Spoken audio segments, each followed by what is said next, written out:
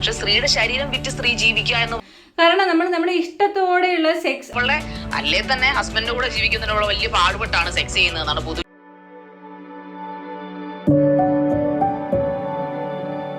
Hello friends, KL19 Sreethu വ്ളോഗ്സിന്റെ പുതിയൊരു വീഡിയോയിലേക്ക് എല്ലാ കൂട്ടുകാർക്കും സ്വാഗതം. ഇന്ന് നമുക്കൊരു ഇന്റർവ്യൂവിനെ പറ്റി ഡിസ്കസ് ചെയ്യാം. മറ്റാരുമല്ല, നമ്മുടെ മൈൽ സ്റ്റോണിൽ വന്ന ഷാരികയുടെ ഒരു ഇന്റർവ്യൂ ആണ്. ആക്ച്വലി ഈ ഒരു ഇന്റർവ്യൂ അഭിനയമാണ് എന്ന് ഒട്ടും തന്നെ പറയുകയില്ല. കാരണം അത്രയും നല്ല പെർഫോമൻസ് ആണ്.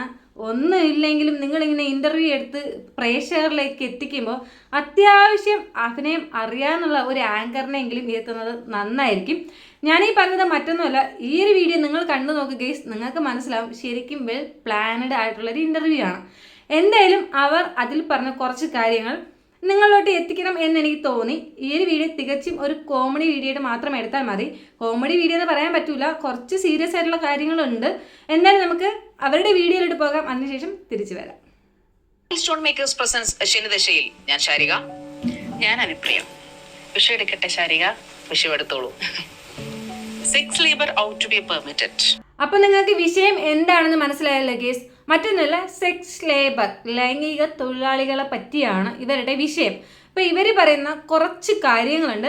ആ ഒരു കാര്യം നമുക്ക് ഓരോന്നോരോന്നായിട്ട് തന്നെ ഡിസ്കസ് ചെയ്യാം. വീഡിയോയിലോട്ട് പോകാം. Out to be permitted. എൻ്റെ അഭിപ്രായത്തിൽ ഇത് ആവശ്യമുള്ള ഒരു സംഭവമായിട്ടാണ് എനിക്ക് തോന്നിയിട്ടുള്ളത്. എന്താണ് ശാരികയുടെ അഭിപ്രായം? അതിന്റെ ആവശ്യം ഉണ്ടെന്ന് എനിക്ക് തോന്നിയിട്ടില്ല, സെക്സ് ലേബർ ആക്കിക്കൊണ്ട്. കാരണം സ്ത്രീ ഒരു ഉപകരണ വസ്തുവല്ല ലേബർ ആക്കാനായിട്ട്. നമുക്ക് മറ്റു തൊഴിലുകൾ ചെയ്യുന്ന പോലെയല്ല, മറ്റെന്ത് തൊഴിലും സ്ത്രീക്ക് ചെയ്യാം. പക്ഷെ സ്ത്രീയുടെ ശരീരം വിറ്റ് സ്ത്രീ ജീവിക്കുക എന്ന് പറയുന്ന ഒരു തൊഴിലല്ല. ഇതിൽ ഞാൻ ആങ്കറിനോടാണ് യോജിക്കുന്നത്. ശാരികയോട് യാതൊരു വിധത്തിലുള്ള യോജിപ്പുമില്ല. മറ്റൊന്നുമില്ല, ഒരു സ്ത്രീ തന്റെ ശരീരം വിറ്റ് ജീവിക്കുന്നത് അതൊരു ലൈംഗിക തൊഴിൽ തന്നെയാണ്. കാരണം അങ്ങനെ ജീവിക്കുന്ന കുറേ പേരുണ്ട്. ചിലപ്പോൾ മേ ബി നമുക്ക് അറിയാഞ്ഞിട്ടായിരിക്കാം. കാരണം നമ്മൾ നമ്മുടെ ഇഷ്ടത്തോടെയുള്ള സെക്സ് അത് വേറെയാണ്. അതൊരിക്കലും ഈ പറഞ്ഞ ലൈംഗിക സെക്സ് ലേബർ എന്ന് പറയുന്ന ആ ഒരു തലക്കെട്ടിൽ വരില്ല. പക്ഷേ അങ്ങനെ ദിനം പ്രതി കഴിയുവാനും കൂടാതെ തൻ്റെ കുഞ്ഞുങ്ങളെ നോക്കാൻ, വീട്ടുകാരെ നോക്കാൻ, ഹോസ്പിറ്റലിൽ ചിലവ് നോക്കാൻ വേണ്ടിയിട്ട് ഇതൊരു സെക്സ് വർക്കായിട്ട് തന്നെ ചെയ്യുന്ന ഒത്തിരി പേര് തന്നെയുണ്ട്. അതുകൊണ്ട് തന്നെയും ശാരിക ഈ പറഞ്ഞതിൽ യാതൊരുവിധ പോയിന്റുമില്ല. എന്തായാലും നമുക്ക് ബാക്കി ശാരിക എന്താണ് പറയുന്നതെന്ന് കേട്ടു നോക്കാം. സ്ത്രീയുടെ ശരീരം വിറ്റ് സ്ത്രീ ജീവിക്കുക എന്ന് പറയുന്ന ഒരു തൊഴിലല്ല.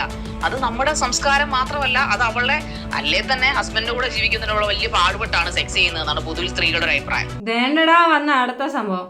ഇവൾ ഇത്രയും നാക്കൊക്കെ ഉണ്ടായിട്ട് എന്താണ് ബിഗ് ബോസിൽ പോയി കാണിച്ചത്? ആക്ച്വലി എനിക്കറിയില്ല. ചിലപ്പോൾ മേ ബി ബിഗ് ബോസിലുള്ള അണിയറ പ്രവർത്തകർ വിചാരിച്ച് കാണും, എൻ്റെ അമ്മ ഇങ്ങനെ ഹോട്ട് സീറ്റിൽ നിന്ന് ഇങ്ങനെ ഇത്രയും തള്ളുന്ന ശാരിക ഇവിടെ വന്ന് ബിഗ് ബോസിൽ വന്ന് എല്ലാം മലമറിച്ച് കളയുമെന്ന്. പക്ഷേ വിവരം ഒരല്പം പോലും അടുത്തൂടെ പോയിട്ടില്ല എന്നുള്ളത് വീണ്ടും വീണ്ടും തെളിയിച്ചു കൊണ്ടിരിക്കുകയാണ് നമ്മുടെ ശാരിക. ഓക്കെ, ശാരിക ഇതിൽ പറയുന്നത് സ്ത്രീകൾക്ക് തൻ്റെ ഭർത്താവിനോട് പോലും സെക്സ് ചെയ്യാൻ താല്പര്യമില്ല എന്നുള്ളതാണ്. അത് 100% തെറ്റായിട്ടുള്ളൊരു സ്റ്റേറ്റ്മെൻ്റ് ആണ്.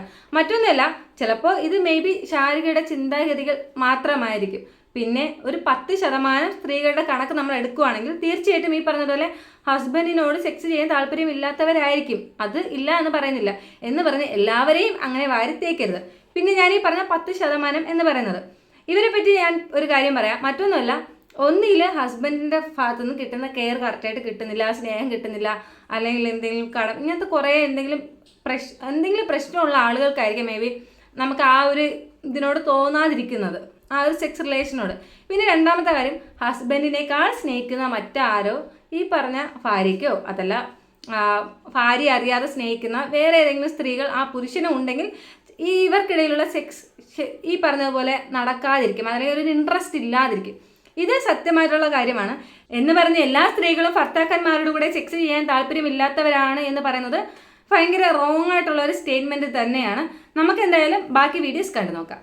നിക്ക് ശാരിക പറഞ്ഞല്ലോ, നമ്മളുടെ സംസ്കാരമല്ല, ഭർത്താവിന്റെ കൂടെ വളരെ പാടുപെട്ടാണ് സ്ത്രീകൾ സെക്സ് ചെയ്യുന്നത്. ഇതൊക്കെ ഇങ്ങനെ ഒരു ആധികാരികമായിട്ട് ജനറലൈസ് ചെയ്ത് വായന വേണം, നമുക്ക് കുറച്ച് പരന്ന വായനയാവാം. എന്താ പേര്? അനുശ്രീ എന്നല്ലേ? അല്ല, അനുപ്രിയ.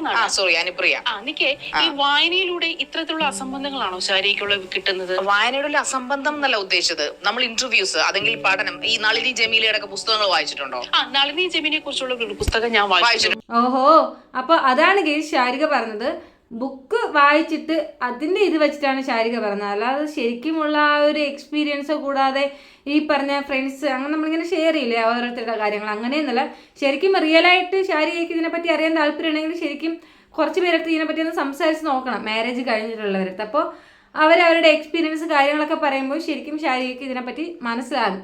അതല്ലാതെ ചുമ്മാ വെറുതെ ഇങ്ങനെ എന്തെങ്കിലുമൊക്കെ വായിൽ തോന്നുന്നത് വിളിച്ച് പറഞ്ഞിട്ട് വലിയ കാര്യമൊന്നുമില്ല. നമുക്ക് എന്തായാലും ബാക്കി വീഡിയോസിലോട്ട് പോകാം, കണ്ടിട്ട് വരാം. അതെ, അതിൽ അവർ പറഞ്ഞിട്ടുണ്ട് അവരുടെ റൂമിലേക്ക് ഓരോ പ്രാവശ്യവും കയറി വന്നിരുന്ന പുരുഷന്മാരെന്ന് പറയുന്ന നരാധമന്മാരായിരുന്നു. അവർക്ക് ഒരിക്കലും അതിനകത്തുനിന്ന് സന്തോഷം എന്ന് പറഞ്ഞ സംഭവം കിട്ടിയിട്ടില്ല. അവരുടെ നിവൃത്തികേട് കൊണ്ടും അവരുടെ ശരീരത്തെ ചൂഷണം ചെയ്യാൻ വേണ്ടി മാത്രം. അതായത് അവരുടെ ഒരു പാവയായിരുന്നു, ഒരു കളിക്കോപ്പായിരുന്നു ഈ പറയപ്പെടുന്നത്. അത്തരത്തിലുള്ള അനുഭവങ്ങളും ഉണ്ടായിട്ടുണ്ട്. അവർ ഏറ്റവും നല്ല മികച്ച 100% അത്തരത്തിലുള്ള അനുഭവങ്ങൾ തന്നെയാണ്. പുരുഷന്മാരെയും നല്ല പുരുഷന്മാരാണോ സെക്സിന് വേണ്ടിയിട്ട് മറ്റു സ്ത്രീകളെ സമീപിക്കുന്നത്? ഗെയ്സ്, നിങ്ങൾക്ക് വല്ലതും മനസ്സിലായോ? ആ ബുക്കിനെ പറ്റിയാണ് അവർ ഡിസ്കസ് ചെയ്യുന്നത്. ഒരാളുടെ ജീവിതാനുഭവ കഥ വായിച്ചിട്ട് ബാക്കിയുള്ള എല്ലാവരും അതുപോലെയാണ് എന്ന് കാണുന്ന ആ ഒരു കാഴ്ചപ്പാട് അത് തികച്ചും റോങ് ആയിട്ടുള്ള ഒന്നാണ്. ഏറ്റവും ലാസ്റ്റ് ശാരിക ചോദിച്ചൊരു ക്വസ്റ്റ്യൻ ഉണ്ട്, പുറത്തുള്ള സ്ത്രീകളുമായിട്ട് സെക്സ് ചെയ്യാൻ പോകുന്ന പുരുഷന്മാർ നല്ല പുരുഷന്മാരാണോ എന്നുള്ളത്. ഇതിനുള്ള ഉത്തരം നിങ്ങൾ തന്നെ കമൻറ്റ് ചെയ്യൂ ഗെയ്സ്. കാരണം മറ്റൊന്നുമില്ല, എനിക്കിതിൽ ഇതിൻ്റെ ആൻസർ പറയണമെന്നുണ്ട്. അതിന് ശരിയായി പോകുക തെറ്റായി പോകുക എന്ന് ഞാനിങ്ങനെ ഇരുന്ന് ആലോചിക്കുകയാണ്. എന്നാലും ഞാൻ പറയാം, എൻ്റെ ഒപ്പീനിയൻ വെച്ച് പറയുകയാണെങ്കിൽ പുറത്ത് സെക്സ് ചെയ്യാൻ പോകുന്നത് അത് ഓരോരുത്തരുടെ ഇഷ്ടമാണ്. അതൊരു തെറ്റായിട്ട് എനിക്ക് തോന്നുന്നില്ല എന്നുള്ളതാണ്. കാരണം എത്ര പെർഫെക്റ്റ് ഒക്കെ നമ്മൾ പുറത്ത് ഇങ്ങനെ അഭിനയിച്ചാലും നമുക്കുള്ളിൽ ഒരാളുണ്ട്, അത് നമ്മൾ എന്താണെന്ന് നമുക്കേ അറിയുള്ളൂ.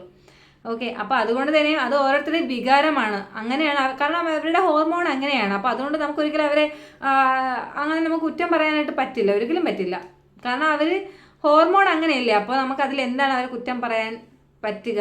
പിന്നെ വേറൊരു കാര്യം, ഈ ഫാമിലിയായിട്ട് ജീവിക്കുന്നവരുടെ ഇടയിൽ ഇതൊക്കെ തീർച്ചയായിട്ടും തെറ്റായിട്ടുള്ള ഒരു സംഭവം തന്നെയാണ് എന്നാണ് എൻ്റെ ഒരു ഒപ്പീനിയൻ എന്ന് പറയുന്നത്. ഈ ഒരു ക്വസ്റ്റ്യന് ആൻസർ ശരിക്കും എനിക്ക് പറയാനായിട്ട് പറ്റുന്നില്ല. നിങ്ങളുടെ അഭിപ്രായം തീർച്ചയായിട്ടും എൻ്റെ ഈ ഒരു വീഡിയോയ്ക്ക് താഴെ കമൻറ്റ് ചെയ്യുക. കൂടാതെ വീഡിയോ ഇഷ്ടമായെന്ന് ലൈക്ക് ചെയ്യാൻ മറക്കരുതേ. നമുക്ക് എന്തായാലും ഇവരുടെ ബാക്കി ഇന്റർവ്യൂ ഒന്ന് കണ്ടിട്ട് വരാം. സംസ്കാരത്തെ കുറിച്ച് ശാരിക പറയൂ, എന്താണ് ഈ ആർഷഭാരത സംസ്കാരത്തിൽ സ്ത്രീകളെ രാജ്ഞികളായിരിക്കും വെച്ചിരുന്നത്? ഇതെന്താണ് ഗെയ്സ് ഈ ആർഷഭാരത സംസ്കാരം? ഞാൻ ആദ്യമായിട്ടാണ് കേട്ടോ ഈ ഒരു വേർഡ് കേൾക്കുന്നത്. മറ്റൊന്നുമല്ല, എനിക്ക് ഈ നോളജിൽ കുറച്ച് കുറവുള്ളൊരു വ്യക്തിയാണ് ഞാൻ എന്ന് പറയുന്നത്. അപ്പോൾ ഇവർ ഈ സബ്ജക്റ്റ് മാറി മാറി ഇങ്ങനെ വേറെ വേറെ കണ്ടന്റിലോട്ട് പോകുന്നുണ്ട്. അപ്പോൾ അതൊന്നും നമുക്ക് വേണ്ട, നമുക്ക് ആവശ്യമില്ലാത്തൊക്കെ എടുത്ത് കളയാം. പിന്നെ ഇവർ ഈ എന്താണ് ഒരു ഇൻ്റർവ്യൂവിന് ഒരാൾ പറയുന്നത് കേട്ട് പതുക്കെ മറ്റൊരാൾ ആൻസർ പറയുന്നത്, ചുമ്മാ ചന്തയിൽ കിടന്ന് ഈ മുക്കൂര് കിടന്ന് അടിവെക്കുന്ന കേട്ടിട്ടുണ്ട് അങ്ങോട്ടും ഇങ്ങോട്ടും. അത് കണക്കാണ് ഈ കിടന്ന് അടിവെക്കുന്നത്. കേട്ടോണ്ടിരിക്കുമ്പോൾ തന്നെ ഭയങ്കര ഇറിറ്റേഷൻ തോന്നുന്നുണ്ട്. എന്തായാലും അത്രയും ഭാഗം കട്ട് ചെയ്ത് കളഞ്ഞിട്ട് നമ്മുടെ ബാക്കി ഭാഗത്തിലോട്ട് നമുക്ക് വരാം. ആർഷഭാരത സംസ്കാരം അവിടെ നിൽക്കട്ടെ. നമുക്ക് സെക്സ് ലേബർ, അതല്ല എന്നോട് ചോദിച്ചത്. സെക്സ് ലേബർ നമ്മുടെ രാജ്യത്ത് നിയമാനുസൃതമായിട്ട് നടപ്പിലാക്കുന്നതിൽ ശാരികയുടെ അഭിപ്രായം എന്താണ്? എനിക്ക് നോ എന്ന് തന്നെയാണ് അഭിപ്രായം. അതിന്റെ ഒരു ആവശ്യകത ഇവിടെ ഇല്ല. കാരണം സെക്സ് ഒരു ലേബർ അല്ല. സെക്സ് ലേബേഴ്സ് എന്ന് പറയാൻ സ്ത്രീകളുടെ ശരീരം വിൽക്കണമല്ലോ, കാശ് കൊടുത്ത് മേടിക്കണമല്ലോ, ഈ പറയുന്ന സാധനം വിറ്റിട്ട് അതൊരു ഉപകരണമാണോ സ്ത്രീ? അപ്പൊ സ്ത്രീയെ തരം താഴ്ത്തുന്ന ഒരു പരിപാടിയല്ലേ സെക്സ് ലേബറിലൂടെ നമ്മൾ ചെയ്തത്? സ്ത്രീയെ തരം താഴ്ത്തുന്ന ഒരു പരിപാടിയൊന്നും അല്ല ഇത്. കാരണം ശാരിക തന്നെ പറയുന്നുണ്ട്, ഇതിന് ക്യാഷ് കൊടുത്ത് വാങ്ങണമല്ലോ, ക്യാഷ് കൊടുത്ത് സ്വന്തം ശരീരം വിൽക്കണമല്ലോ, അത് അങ്ങനെ നടക്കുന്നുണ്ട് എന്നുള്ളതാണ്. കാരണം ഒരു സ്ത്രീ സ്വന്തം ഇഷ്ടത്തോടെ സ്വന്തം വീട്ടുകാരെ നോക്കാൻ അല്ലെങ്കിൽ കുഞ്ഞുങ്ങളെ നോക്കാൻ, ഞാൻ ആദ്യമേ പറഞ്ഞതുപോലെ അവർക്ക് മേ ബി എന്തൊക്കെ ഇഷ്യൂ എന്തായിക്കോട്ടെ, അപ്പോൾ അവരുടെ ഇഷ്ടപ്രകാരം അവരൊരു സെക്സ് വർക്ക് ഇറങ്ങുന്നത് അത് സെക്സ് വർക്ക് തന്നെയാണ്. അതിന് അവർക്ക് കുഴപ്പമില്ലെങ്കിൽ ഈ പറയുന്ന ശാരികയ്ക്ക് എന്താണ് കുഴപ്പം? എൻ്റെ ഒരു ഒപ്പീനിയൻ പറയാം ഈ ഒരു സബ്ജക്റ്റിൽ.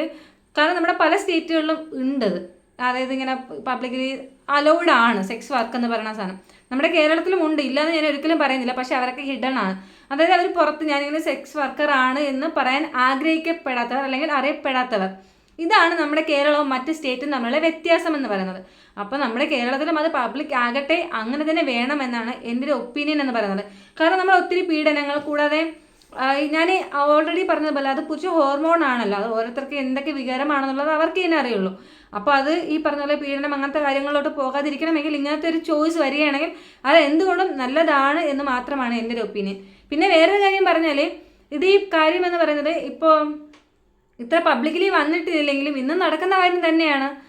ആരാണിങ്ങനെ പുറത്ത് പോകാതെ എനിക്ക് ഒത്തിരി പേരെ അറിയാം. കാരണം ഞാൻ ഇതിൻ്റെ ഒരു ഫീൽഡിൽ ചെറിയ രീതിയിൽ ഇവരുമായിട്ടൊരു പ്രൊജക്റ്റിൻ്റെ ഭാഗമായിട്ട് വർക്ക് ചെയ്യാനായിട്ട് സാധിച്ചിട്ടുണ്ട് ഈ ഒരു കമ്മ്യൂണിറ്റിയുടെ കൂടെ. ഓക്കെ, അപ്പോൾ അതുകൊണ്ട് എനിക്കറിയാം, അതുകൊണ്ടാണ് ഈ ഒരു വീഡിയോ ഇത്ര ഞാൻ പറയണമെന്ന് ആഗ്രഹിച്ചതെന്ന് പറയുന്നത്. ഓക്കെ, അപ്പോൾ അത് ഇപ്പോഴും നടക്കുന്ന ഒരു കാര്യം തന്നെയാണ്. ഇപ്പോഴും നടക്കുന്നില്ല എന്നല്ല പറയുന്നത്, ഇപ്പോഴും നടക്കുന്നുണ്ട്. അപ്പോൾ അത് കുറച്ചുകൂടെ പെർമിറ്റായി വരുവാണെങ്കിൽ കുറച്ചുകൂടെ ബെറ്റർ ആയിരിക്കും. കാരണം ഇപ്പോൾ ഈ ഒളിച്ചും പാത്തും പോകുന്നവർക്ക് അപ്പം പിന്നെ ഒളിച്ചും പാത്തും പോകേണ്ട ആവശ്യമില്ലല്ലോ. അത് മാത്രമേ ഉള്ളൂ ഡിഫറെൻ്റ്. അല്ലാതെ നമ്മുടെ കേരളത്തിൽ ഇന്നും ഉള്ള ഒരു കാര്യം തന്നെയാണ്. നമുക്ക് എന്തായാലും ശാരികയുടെ ബാക്കി വീഡിയോസ് കണ്ടിട്ട് വരാം. റേപ്പ് കുറവില്ലേ എന്നുള്ള ഞാനതൊന്ന് പറയാൻ അനുവദിക്കുക. പറഞ്ഞ ഒരു പോയിന്റ് ഞാൻ ചെറിയ ഓവർലാപ്പ് ചെയ്തു. ഏതാന്ന് പറയട്ടെ, സ്ത്രീകൾ നല്ല മാംസം വിറ്റ് അന്തസ്സായിട്ട് ജീവിക്കുന്ന പെൺകുട്ടികളുണ്ട്. നിങ്ങൾ നമ്മുടെ നാട്ടിലെ സമൂഹത്തിലുള്ള അന്തസ്സായിട്ട് ജീവിക്കുന്ന പെൺകുട്ടികളാണ് ഇപ്പൊ സാമ്പത്തികമായി മെച്ചപ്പെട്ട രീതിയിലാണ് ജീവിക്കുന്നത്. അവരെ സംബന്ധിച്ചിടത്തോളം അവർക്ക് പ്രയോറിറ്റി പണമാണ്. അവർക്ക് അവരെ മാംസം വിൽക്കുന്നതിൽ അവർക്ക് പ്രശ്നമില്ല. ഞാൻ ഉദ്ദേശിക്കുന്നത് വെച്ചാൽ ഇത് ഫോഴ്സ്ഫുള്ളി കിട്ടാത്തതുകൊണ്ടാണ് അവർ മാംസം വിൽക്കുന്നത്. നമ്മുടെ സമൂഹമാണ് അവരെ ഫോഴ്സ് ചെയ്യുന്നത്. എന്താണ് ഗെയ്സ് ചന്ത പോലെ ഇങ്ങനെയൊന്നും സംസാരിക്കുന്നത്? ആക്ച്വലി എനിക്കൊന്നും മനസ്സിലാവുന്നില്ല. നിങ്ങൾക്ക് വല്ലതും മനസ്സിലാവുന്നുണ്ടോ ഗെയ്സ്? എന്തായാലും ഈ ഒരു വീഡിയോ ഞാനിവിടെ വൈൻഡപ്പിയാണ്. ഈ ഒരു സബ്ജക്റ്റിനെ പറ്റി എനിക്ക് പറയാനുള്ളത് ഞാൻ തൊട്ട് മുന്നേ ഉറപ്പായിട്ട് പറഞ്ഞിട്ടുണ്ട് എന്നാണ് എൻ്റെ ഒരു വിശ്വാസം. നിങ്ങളുടെ അഭിപ്രായം തീർച്ചയായിട്ടും എൻ്റെ ഈ ഒരു വീഡിയോയ്ക്ക് താഴെ കമൻറ്റ് ചെയ്യുക. വീഡിയോ ഇഷ്ടമായി ലൈക്ക് ചെയ്യുക, ഷെയർ ചെയ്യുക. മറ്റൊരു കാര്യം, ഞാൻ ഇവരുടെ ബാക്കി ഇൻ്റർവ്യൂസൊക്കെ ഇങ്ങനെ എടുത്ത് നോക്കിയായിരുന്നു കേട്ടോ. അപ്പോൾ ഇവരുടെ സബ്ജക്റ്റ് കണ്ട് ദൈവമേ ഇങ്ങനെ തല ഇറങ്ങിയിരിക്കും. നിങ്ങൾ ജസ്റ്റ് ഒന്ന് എടുത്ത് നോക്കുക. മൈൽ സ്റ്റോൺ ആണ് ഇവരുടെ യൂട്യൂബ് ചാനലിൻ്റെ പേരെന്ന് പറയുന്നത്. ഹസ്ബൻഡിൻ്റെ അണ്ടർവെയർ ഭാര്യ നടക്കുന്നത് ശരിയാണോ? ഇതൊക്കെയാണ് ഇവിടെ സബ്ജക്റ്റ്. കാരണം ഈ ഒരു സബ്ജക്റ്റ് ഇങ്ങനെ വരുമ്പോൾ തംബ്ലൈനായിട്ട് വരുമ്പോൾ ഈ പാപ്പട മലയാളികൾ എന്താ സംഭവം ഇങ്ങനെ എടുത്തിട്ട് നോക്കും. ശരിക്കും പറഞ്ഞാൽ ഈ മലയാളികളെ യൂസ് ചെയ്യാണ് ഇവർ. അല്ലാതെ ശരിക്കും എല്ലാം ഭയങ്കര പെർഫെക്റ്റ് ആയിട്ടുള്ള പ്ലാനിങ് ആണ് ഈ ഇൻ്റർവ്യൂ കാര്യങ്ങൾ. ഷാരിക അവിടെ നിന്ന് ഇങ്ങനെ പറയുന്നു, ആങ്കർ അവിടെ നിന്ന് ഇങ്ങനെ പറയുന്നു. എൻ്റെ ദൈവമേ. പക്ഷേ വേറൊരു കാര്യം, ആങ്കറിൻ്റെ ആ ഒരു അഭിനയം അത്ര പെർഫെക്റ്റ് അല്ല. ഷാരിക പിന്നെയും അഭിനയിക്കുന്നുണ്ട്. ഈ മറ്റേ എലി പോലെ വന്നവൻ മല പോലെ പോയോ, അങ്ങനത്തെ എന്തൊരു പഴഞ്ചൊല്ലുണ്ടല്ലോ, അതാണ് ഷാരികയ്ക്ക് പറ്റിയത്. കാരണം ബിഗ് ബോസിൽ നമ്മളെല്ലാവരും കണ്ടല്ലോ, എൻ്റെ അമ്മ മിണ്ടാപൂച്ച് ഇങ്ങനത്തെ വ്യക്തിയാണോ ഇങ്ങനെ ഒരു ഇൻ്റർവ്യൂ എടുക്കുന്നത് എന്ന് നമ്മൾ ചിന്തിച്ച് പോകും ഗെയ്സ്. അപ്പോൾ എൻ്റെ ഈ ഒരു വീഡിയോ ഞാനിവിടെ വൈൻഡപ്പ് ചെയ്യാണ്. വീഡിയോ ഇഷ്ടമായി ലൈക്ക് ചെയ്യുക, ഷെയർ ചെയ്യുക, കമൻറ്റ് ചെയ്യുക. എൻ്റെ കൂടുതൽ വീഡിയോസ് കാണാൻ താല്പര്യമുണ്ടെങ്കിൽ മാത്രം എൻ്റെ ചാനൽ ഒന്ന് സബ്സ്ക്രൈബ് ചെയ്താൽ സപ്പോർട്ട് ചെയ്യുക. നാളെ നമുക്ക് മറ്റൊരു വീഡിയോ വീണ്ടും കാണുമ്പോൾ ബൈ ബൈ.